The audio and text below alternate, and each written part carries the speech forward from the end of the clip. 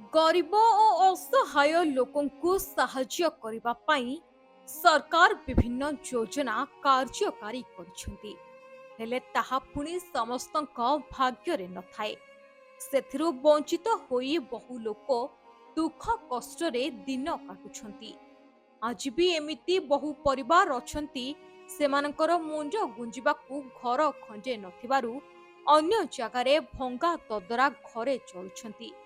ଗଞ୍ଜାମ ଜିଲ୍ଲା ବେଲଗୁଣ୍ଠା ବ୍ଲକ ଧୁମୁଛାଇ ପଞ୍ଚାୟତ ଡିମ୍ବିରିପଲ୍ଲୀ ହରିଜନ ସାହିର ବାବୁଲା ନାୟକ ଓ ପତ୍ନୀ ଶୈଳ ନାୟକ ତାଙ୍କର କେବଳ ଏକମାତ୍ର ଝିଅ ଥିବାବେଳେ ତାର ବିବାହ ପରେ ସେ ତା ଶାଶୁ ଘରେ ରହୁଛି। ଦୀର୍ଘ ଦିନ ହେଲା ପତି ପତ୍ନୀ ଉଭୟେ ଯକ୍ଷ୍ମା ରୋଗୀ ହୋଇଥିବାରୁ ତାଙ୍କର ଯତ୍ନ ନେବା ପାଇଁ ପାଖରେ କେହି ନାହିଁ। ନିଜର ଘର ଦ୍ୱାର କି ଜମି ବାଡ଼ି କିଛି ନଥିବାରୁ ଅନ୍ୟ ଜଣଙ୍କ ଜାଗାରେ ଖୁଣ୍ଟ ପୋତି ଅଧା ମାଟି କାନ୍ଥରେ ନଡ଼ିଆ ଓ ଖଜୁରୀ ଡାଳ ପକାଇ ପଲିଥିନ୍ ଟାଣି ଖରା ବର୍ଷାରେ ରହୁଛନ୍ତି।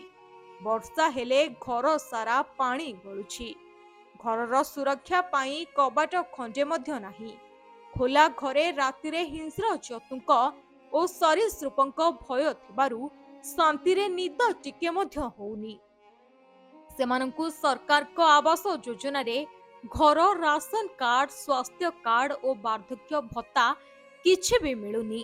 ଏ ସମ୍ପର୍କରେ ଅନେକ ଥର ପଞ୍ଚାୟତ ଠାରୁ ବ୍ଲକ ପର୍ଯ୍ୟନ୍ତ ଦୌଡ଼ି ଦୌଡ଼ି ବାବୁଲା ନିରାଶ ହୋଇଛନ୍ତି, ହେଲେ ମଧ୍ୟ କୌଣସି ସୁବିଧା ପାଇପାରି ନାହାନ୍ତି। ବ୍ୟାଧି ଯୋଗୁଁ ବର୍ତ୍ତମାନ କୌଣସି କାମ କରି ନ ପାରିବାରୁ ଚଳିବା କଷ୍ଟକର ହୋଇପଡ଼ିଛି। ଏପରି ଅବସ୍ଥାରେ ସାହି ପଡ଼ିଶାଙ୍କ ସାହାଯ୍ୟ ସହଯୋଗରେ ଉଭୟେ ବଞ୍ଚି ରହିଛନ୍ତି। ଗତ 1 ମାସ ହେଲାଣି ଔଷଧ ଶେଷ ହୋଇଯାଇଥିବା ବେଳେ ଅର୍ଥ ଅଭାବରୁ ଭଞ୍ଜନଗର ମେଡିକାଲ ଆସି ଔଷଧ ନେବା ସମ୍ଭବ ହେଉନାହିଁ। ତେଣୁ କିଛି ସରକାରୀ ସହାୟତା ମିଳିଲେ ସେମାନେ ଉପକୃତ ହୋଇପାରିବେ ବୋଲି ମଧ୍ୟ କହିଛନ୍ତି।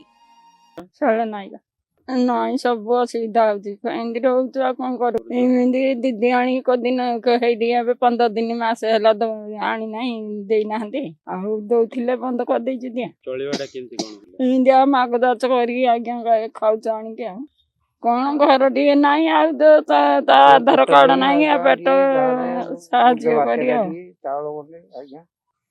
ଦେଖୁଛ ତ ଘର ଗଳିକିରି କିଟିକିରି ଅଛି। କାଲି ରାତି ଯାହା ବୋଇଲେ ଜଙ୍ଗଲ ଭିତରେ ଅଛି। ପିଲାମାନେ ପିଲାମାନେ ଗୋଟିଏ ଝିଅ ତ ସିଏ ପଦାରେ ସେ ଶାଶୁ କିଛି ମିଳୁନି କିଛି ନାହିଁ କୋଉ ସରପଞ୍ଚ କହି କେତେ ସମୟ ପଳେଇଲେଣି ହେଲେ କରୁନାହାନ୍ତି। ସବୁ ହଁ କରିଦେବି ବୋଲି ବୁଝି କି ହେଲେ କରିଦଉନାହାନ୍ତି।